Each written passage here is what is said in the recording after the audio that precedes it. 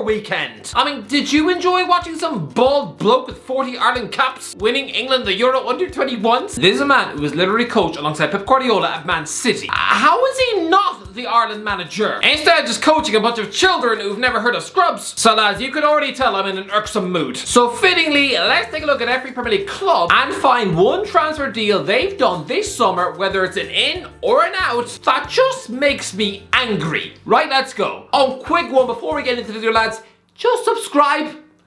I don't know how else to say that. People say I say this in a very awkward and clunky way. I know, it feels like I'm begging for food outside a church. But listen, if you want to subscribe, then hit that big fat red button, you absolute legends. There, that wasn't awkward, was it? Arsenal, Declan Rice in. When Jack Grealish moved to Manchester City for £100 million, a small part of me died inside. In that very moment, it felt like a small squirrel had just ran down my throat and started playing hacky sack with my heart. It felt like there were 1,000 miniature piranhas gnawing at my kidneys as if they were made of gingerbread. It was official. Somebody who had represented Ireland at underage level was now worth £100 million and without a single senior Ireland cap to his name. But this is worse. Much worse. Declan Rice has played for the Ireland men's senior team 3 times, and he's now even more expensive. Rice and Grealish, when they both defer to England, I pray they would go on to have ordinary careers with about as many combined caps as Jermaine Genius. I mean, I thought it was funny when Grealish declared for England in 2015 and then had to wait half a decade to get his first cap, but now it's not funny anymore. This is the worst possible thing that could have happened. I assumed when Rice ditched Ireland for England, he would just grow up to be the 5th choice England centre back. Basically be what Connor Cody was. But no, now he's cost half a Neymar or 2 Zidanes. If they had both stayed loyal to Ireland, we would have 2 £100 million superstars in our starting 11 and fighting it out at the top of the Premier League. But no, instead I guess it's just back to pretending to get excited about Jason Knight,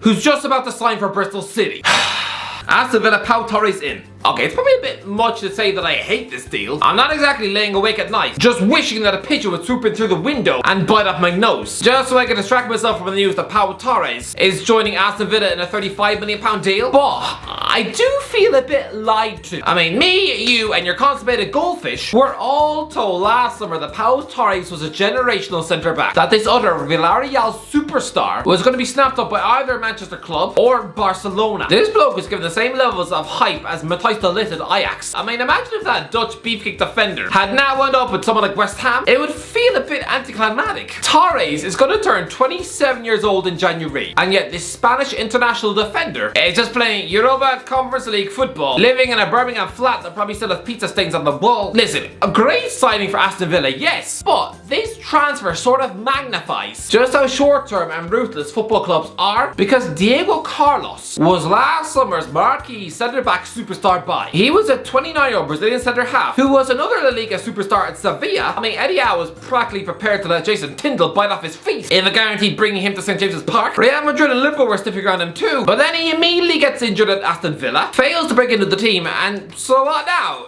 Is he just old news? And suddenly, a 4th choice centre-back at Villa Park? So, he's just a Brazilian Kieran Clark? Don't get me wrong, Torres is incredible business. But does this really just mean now that Carlos, before any of us really got to see him in the Premier League, I guess he is now just some fat old milk carton whose next move is probably to Turkey? I don't know, it's just a bit sad and very, very wasteful. It's like going out to buy yourself an expensive KFC.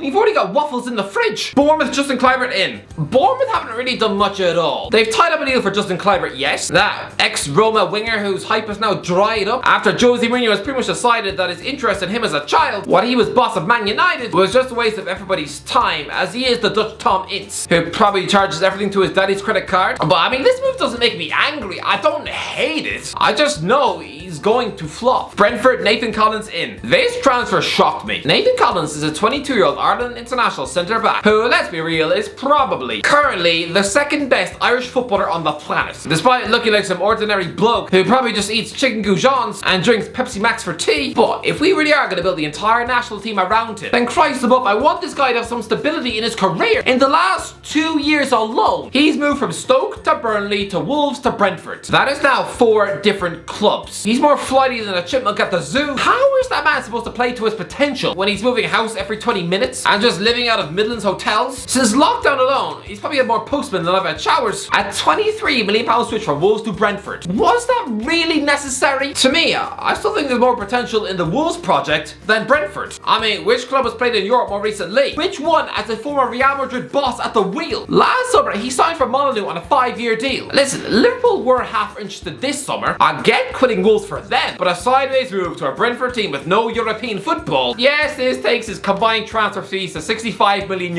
And yes, he probably now thinks of himself as a cool, suave Irish Anelka. Someone who's probably spent a third of his life eyeing up houses on Rightmove. But listen, I would sooner this man just sticks to one club, because hopping around like a flea with Tourette's, that can't be good for his game. Brighton, Bart Verbruggen in. You know how I mentioned that we were all tricked by the world into believing that Pau Torres was the next huge superstar? I also feel a little bit puzzled by this move. Yeah, listen, I know that Roberto De Zerbi had his little wacky mid-season experiment where he replaced a Spanish international goalkeeper with Jason Steele. A Sunderland flop? Somebody usually has all the reflexes of that fat yellow thing off Sesame Street. But by tying up a move for 20-year-old Anderlecht wonderkid goalkeeper Bart Verbruggen, I think De Zerbi is officially ending Robert Sanchez's Brighton career. Again, this is a man who kept both David Gea and Kepa out of the Spain squad. He has spent the last 12 months being linked with Manchester United, as recently as last week, and yet he's now Brighton's number 3? Not only must he be throwing his dinner at the wall, not only must he feel like marching into his coach's office and shoving those Manchester United rumours in his face, but Brighton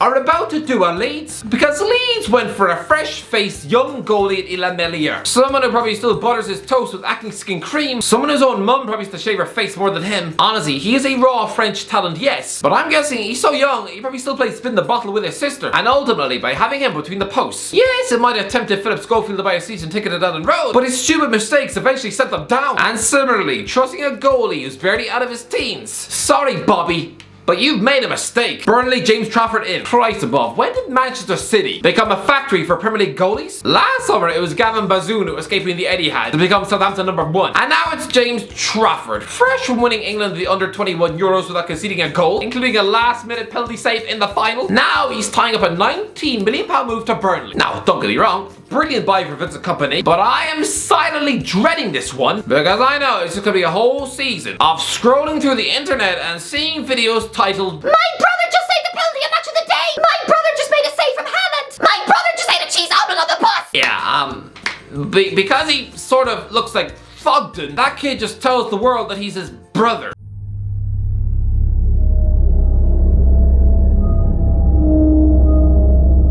But he's not your brother. Chelsea Nicholas Jackson in. We are watching the end of a promising football career in real time. 22-year-old Nicholas Jackson burst onto the scene last season with 12 goals in 26 league games for Villarreal. I say burst onto the scene. It's the only thing he's done in football. The previous season, 0 goals in 9 league games. I mean, he's still yet to score for Senegal. The season where Chelsea recently won the Champions League, Jackson was off the back of a 1-goal season for Mirandes in the Spanish second tier. And yet now, suddenly, he's locked into an 8-year deal at Stamford Bridge. He is contracted, or chained to the bathroom sink, until the year 2031, where he'll be 30. He's just signed away the rest of his 20s to a club who are never going to play him. He's the next Michi Batshuayi. He's just signed up for a decade of unhelpful loans and having his self-esteem squeezed into a ketchup bottle and fed to Bodie's cat. Honestly, this is the worst career decision that Jackson has made since he allowed 8-year-olds to sleep in his bed.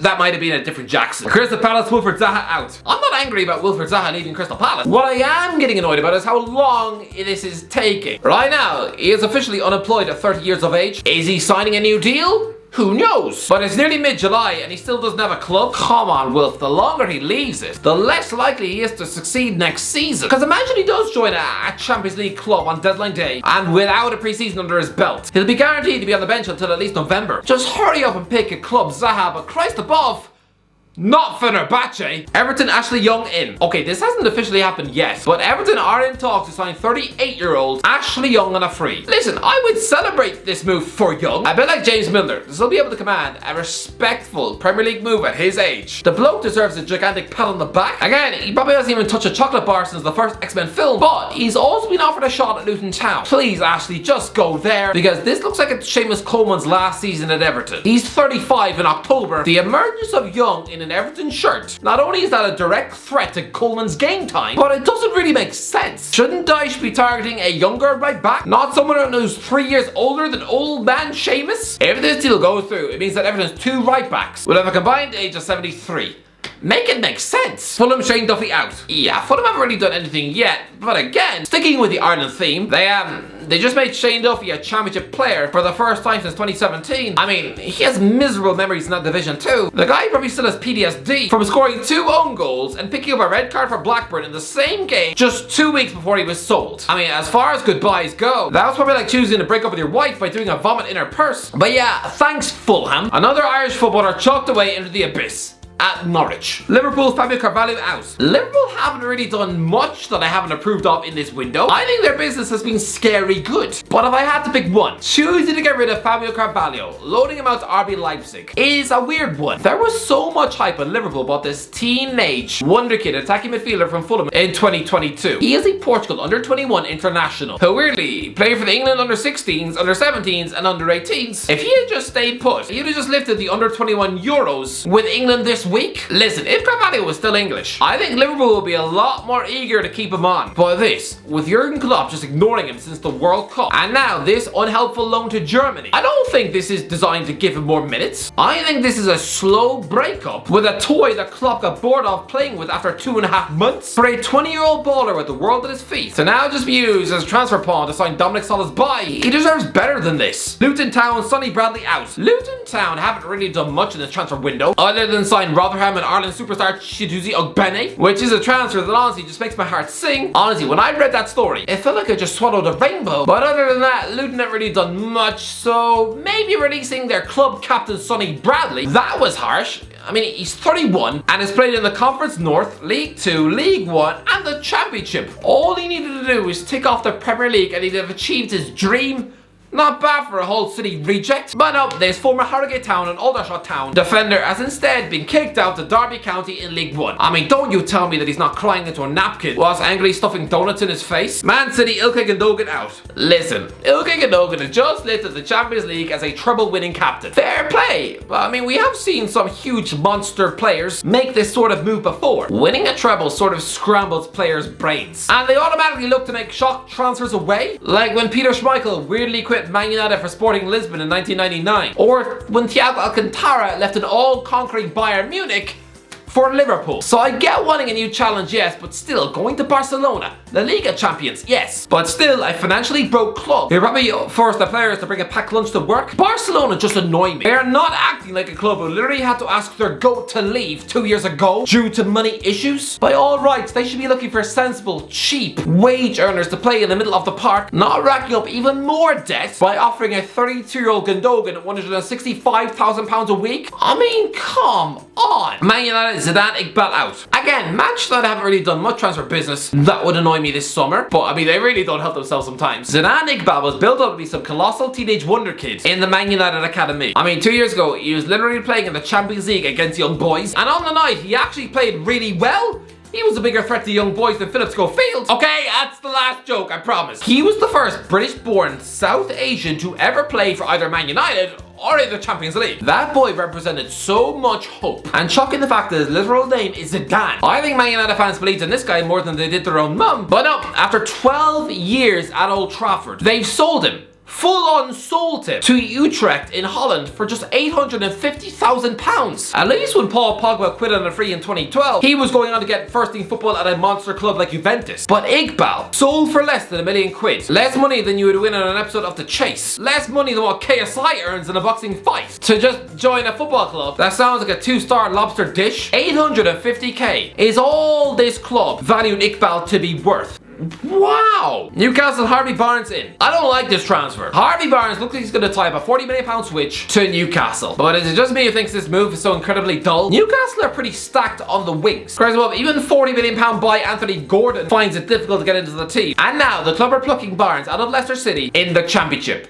Yeah, I mean, if you told the Geordies a few weeks ago that they'd be signing someone from Leicester, they'd be excitedly getting Madison on the back of their shirts. But to be told that instead it's Barnes, someone as about exciting as a mud sandwich, oh no, he is just the equivalent to Lee Carvalho's pudding challenge. If this means that Alan Saint-Maximin is sold to officially make room for Barnes, someone who's got about a sixth of his natural ability, then I honestly think it's a silly move. I know he scored 13 goals last season from the wing, which is a really good return for a relegated team, but to me he still stinks of being average. I mean, he's been at Leicester for 16 years, so to quit him now after his first ever relegation, I know it's Champions League football on offer, yes, but you've already played in that competition. You made your Leicester debut in that competition. You've already ticked that off your bucket list. So walking out on your boyhood club at 25 when they're at their lowest ebb, I don't know, if I was a Leicester fan, that would rub me wrong. Nottingham Forest, Chris Wood in. Well, this is just bad business. Nottingham Forest had a 6-month loan deal for Chris Wood in January from Newcastle, with not an option to buy, but an obligation to buy for 15 million quid. That wasn't clever because he's only played 7 times for Forest and scored 1 goal. That did not merit a permanent deal. Lads, I know he was once a Burnley goal machine, but the cold, harsh reality is that he has scored just 8 goals in his last 62 Premier League games, spanning 3 separate clubs. I mean, that spurt of goals in the spring of 2021, where he netted 8 goals and chipped in with 3 assists in just 8 Premier League games, that was the last time Wood was any good. But now he's about as useful as a hamburger made out of Lego. Sheffield United, Enda Stevens out. Enda Stevens, 32-year-old Irish left back, ungratefully coughed out of Sheffield United after 200 games and spat out to Stoke on a free. Perfect. That's just perfect. Tottenham, James Maddison in. This is a brilliant transfer for Tottenham, yes. A £40 million move for Leicester superstar James Maddison. And unlike Barnes, I didn't really expect him to show that club any loyalty. But what weirds me out about this deal is that apparently Maddison, who unlike Barnes has never played in the Champions League before, he was pushing for a move to Tottenham, the team would just finish 8th, over a transfer to Newcastle, who just finished 4th, because he likes the London life. Despite never having lived in London in his life, does he not realise that everyone in that city looks like a miserable zombie with bags under their eyes and who constantly stink up unwashed armpits on the tube? I don't know, rejecting actual Champions League football just to live in London, is that really the modern player? Is that his level of ambition? West Ham, Declan Rice out. Did you really have to ask for 105 million quid? Wolves, Connor Cody out. I like Connor Cody. The man's got a brilliant personality, he's a good centre back, and he cares. Do you know how easy it would have been for him to sulk whilst rotting on the bench for Everton under Sean Dyche? But no, when they stayed up, he looked so relieved, like someone who just saved his own grandma from walking into a bus. He was a warrior. But Wolves, again, Julian Lopetegui, could you not have just given Cody a chance? Could you not have looked at him in pre-season and then made up your mind? He hasn't even looked at the former Wolves captain. And now, after 8 years of Molyneux, someone who before Christmas was apparently deemed more World Cup worthy than Fikayo Tomori of AC Milan, they've officially cashed in for £7.5 million, selling him to Leicester. For such a nice guy and top professional to go from World Cup to Championship inside half a year, essentially crushing his international career in a bin, it's all just a bit sad. Anyway, that's the video. Let me know, what did you think? Let me know in the comment section below. What do you think? Alright, let me know what transfer made you angry? Let me know in the comments. If you enjoyed the video, don't forget to give it a like, subscribe as always. I'll talk to you in a while.